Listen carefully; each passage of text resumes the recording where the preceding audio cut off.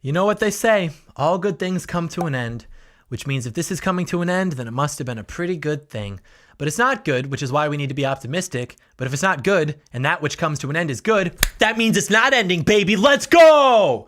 In all seriousness, I'm somewhere in between, oh man, they're really gonna take the 30-round magazines, aren't they? And they're blanketing the world with evil to prepare for the arrival of a Lovecraftian antichrist from the planet of pure black. Really just depends on my mood at the time, sometimes the weather.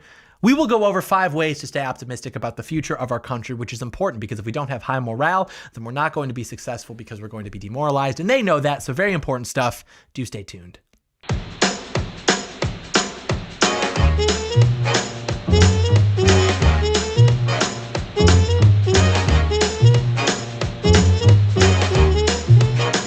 John Doyle in. Heck off, commie. Hello there, ladies and gentlemen. Welcome to Heck Off Commie. You've reached the white pill department. How can I direct your call? You've reached the it's going to be okay department. Do you know the extension of the party you're trying to reach? Before we get into that, something crazy has been going on for the last 15 days, asterisks, literally the last year. I'm sure you've noticed this, but of course it's still important to point out that many state and local governments have used the COPE virus to trample on the constitutional rights of millions while simultaneously defunding law enforcement while the mob and dangerous criminals roam free. When the government can't or won't ensure your safety, self-defense is your only option. That's why iTarget was invented, to give law-abiding citizens a cost-effective way to train in the safety and privacy of their own home.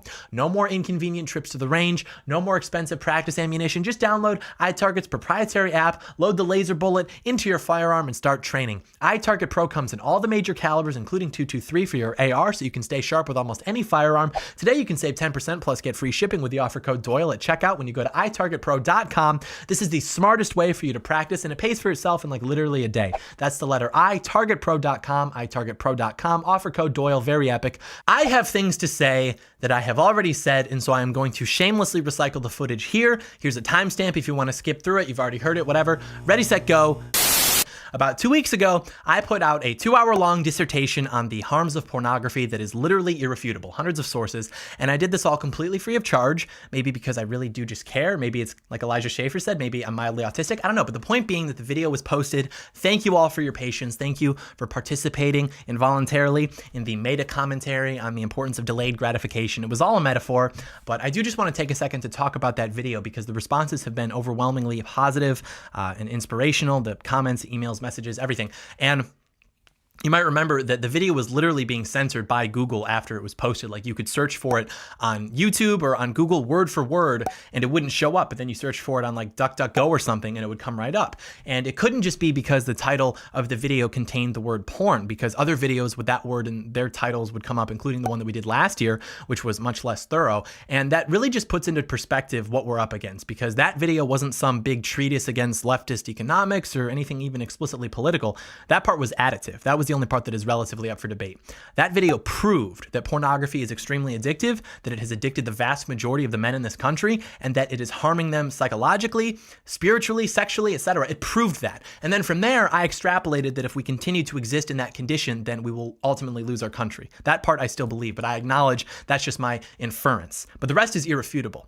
And so what that means at the very least is that they wanted to stop you from realizing that our country's men are harming themselves, and perhaps that you're harming yourself, which if you remember is something that I said in the video, that they literally want to hurt you. And if you subscribe to what I believe is a completely reasonable inference, which I outlined in that video as well, it also means that we're correct in saying that the people pulling the strings are using pornography as a weapon against you because they know that it demoralizes you and will eventually enable them to totally conquer you. So just keep that in mind, because ultimately this channel was not started to recite decades-old arguments against centrally planned economies. It was not started to introduce contemporary arguments in favor of federalism. It was very simply started to help people. And that's not a virtue signal. Like, speaking very honestly, it's actually a political strategy because, you know, obviously we care about helping people, but I'll share with you something that I realized a very long time ago, which is that this battle that we're in, if it were an intellectual battle, then we'd never lose, but we are. We're losing badly, and we have been for a very long time. And that's because it's a spiritual battle, and we're not well. That's why we're losing. And so we want to help people because ultimately that is the pathway to success for us. And that's why this channel is so heavily targeted, because they know that if we can heal enough people spiritually, then we will just march down the field. And we just made some pretty decent progress with that. We just helped thousands of people break or begin to break their pornography addictions. Imagine what that butterfly effect is going to look like.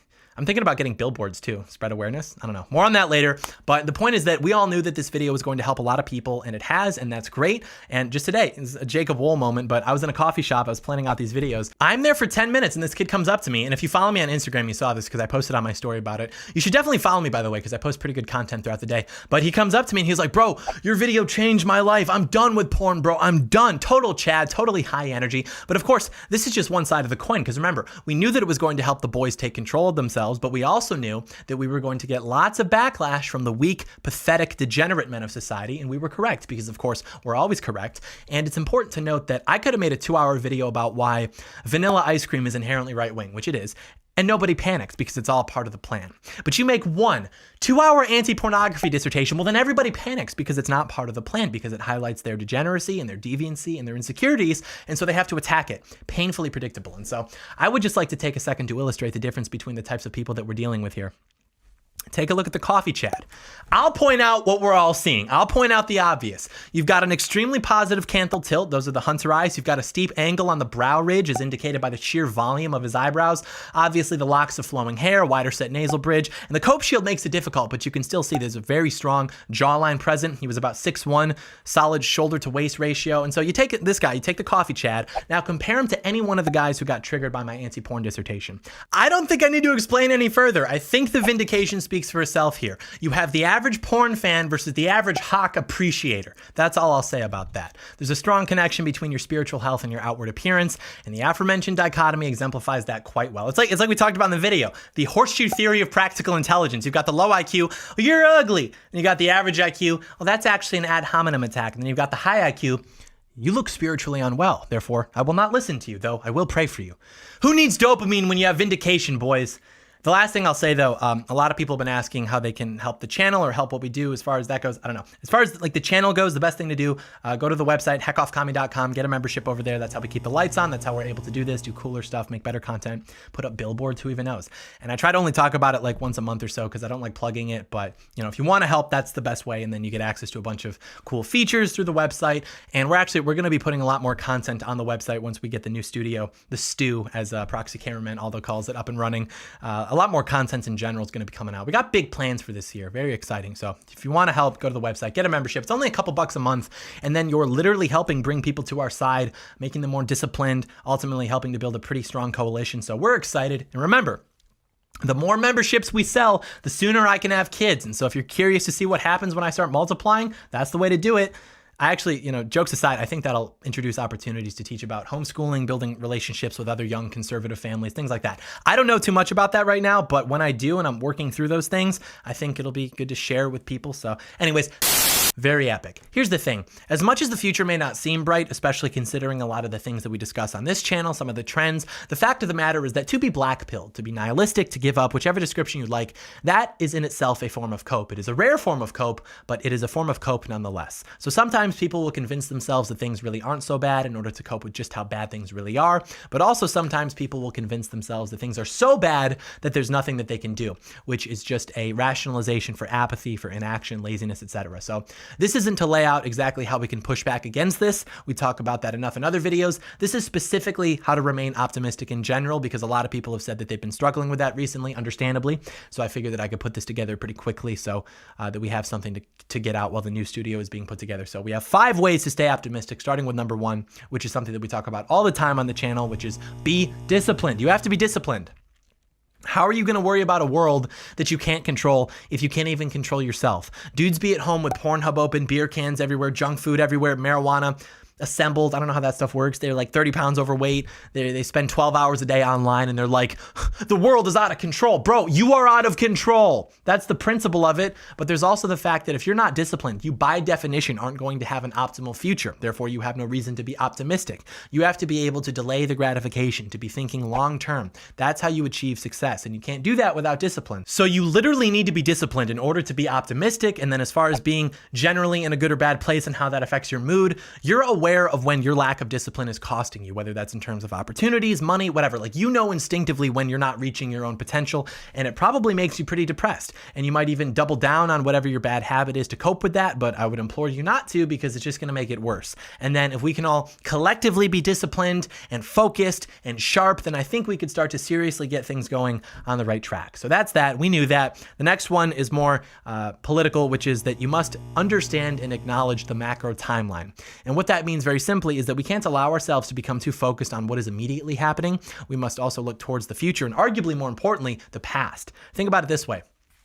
The ideas that legitimately challenged the political establishment, they gained a lot of traction in the early 1990s. Think of figures like Ross Perot, Pat Buchanan, and while they were ultimately unsuccessful, look forward to where we are now with somebody like Donald Trump, who secured the presidency for a term. Same ideas as Buchanan, literally took America first from him, arguably took Make America Great Again from him, or at least from Reagan. It doesn't matter.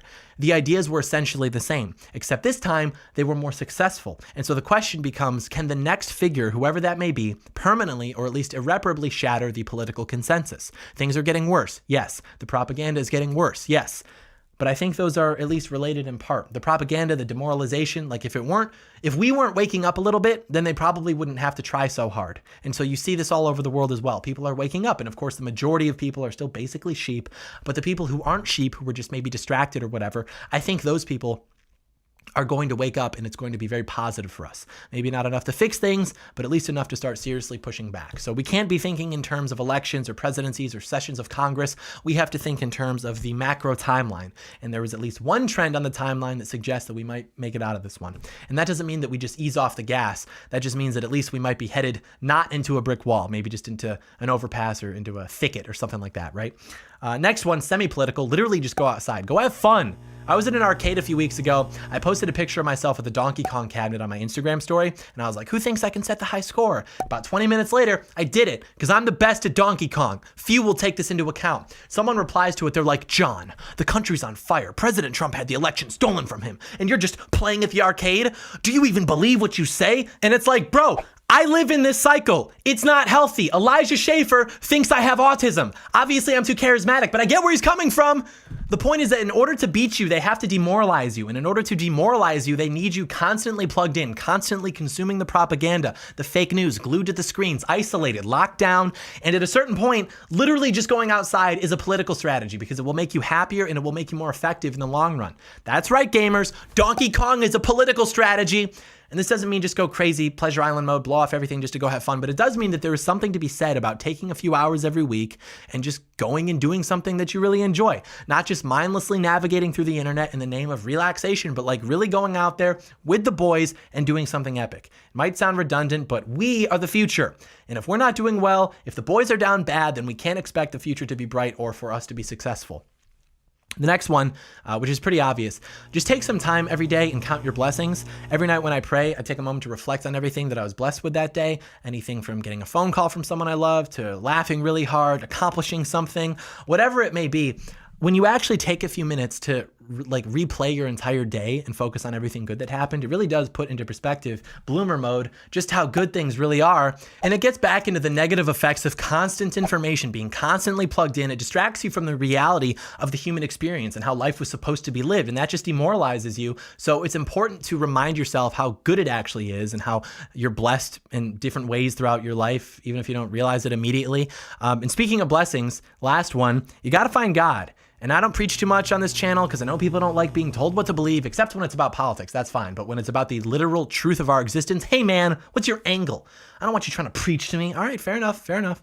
But I will say that without God in your life, you are basically telling yourself, even if only implicitly, that you have no purpose, which is not true. But nonetheless, that sort of self-assessment is not conducive to happiness, let alone optimism. The truth is that we all have a purpose and that there's a plan for all of us. And in the end, we win. Like, we know how this story ends. We got goal line defense up at the pearly gates, baby. We know that no matter how bad it gets here, and it will get much worse eventually, we're going to win in the end, and good will prevail. But in the meantime, find God, go to church, pray, and then watch your life get better. Do it for 60 days. I dare you. Watch your life get better. God just wants a relationship with you. He wants to bless you, but he'll only do it if you're ready for it and if you ask for it. Could talk a lot more about this. I think I will at a later time. Maybe I'll do a video on the website about this. But for now, simply find God, give it 60 days. I guarantee you that your life will improve. You'll see. It's almost as though when you follow the rules of our creator, things just work out better. Curious, huh? Keep your head up, King. Stay disciplined. Look at the big picture. Literally go outside, count your blessings, and find God. And if you have time, go to wethepeopleholsters.com/Doyle. They're a friend of ours. They make this all possible. That's the plan. Stay optimistic. Stay high energy. I have contacts. I have reason to believe that it does, in fact, get better. Hey guys, if you like this video, leave it a thumbs up, leave it a comment, subscribe to the channel, turn on post notifications, and of course, share the video with a friend. Simple video, check.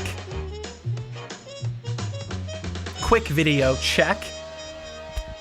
Existing in a state of purgatory as the new studio is developed and eventually the content kitchen is opened, check. Maybe not the most thorough video, maybe not the most detailed video, but nonetheless, still important from time to time. We love to see it. So yeah, I'm getting antsy. I'm getting really antsy. I want the content kitchen to open. I want it to open. I want it. I want the content kitchen. I want it. Want to get to work, but alas, these things take time. So true. So true. That's a really good point, John. Wow, I've never thought of it that way. So insightful. I hate myself. Just kidding.